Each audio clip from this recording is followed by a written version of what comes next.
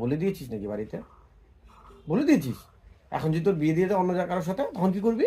আচ্ছা ধর তোর অন্য কারোর সাথে বিয়ে হয়ে গেল, মানে ধর ফিউচারের কথা তো বলা যায় না, যদি বিয়ে হয়ে যায় তুই থাকতে পারবি আমাকে ছাড়া? আচ্ছা পারবি থাকতে? আচ্ছা আমি কিন্তু সাফ বলে দিচ্ছি, বিয়েতে তোর বাবার থেকে কিন্তু আমি কিচ্ছু নেবো না, শুধু তোকেই চাই আমার। দেখ মা বাবার এগেনস্টে যাওয়াটাও তো ঠিক না, না?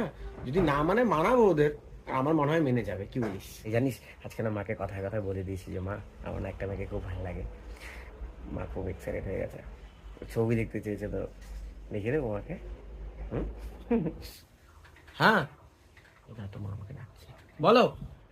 এই দাদা বাবা এসে বলছি, হ্যাঁ বাবা জানিস আমার সাথে কি হচ্ছে, মানে যেখানেই যাচ্ছি যেই কাজই করছি মানে সবসময় মাথায় তুই ঘুরছিস, মানে আমি সবসময় তোকে নিয়েই ভাবি। I love you too. না না ঘুমোইনি, বল না তুই। শুনছি আমি, একটু চোখটা বন্ধ হয়ে এসেছিল, বল তুই, আমি শুনছি।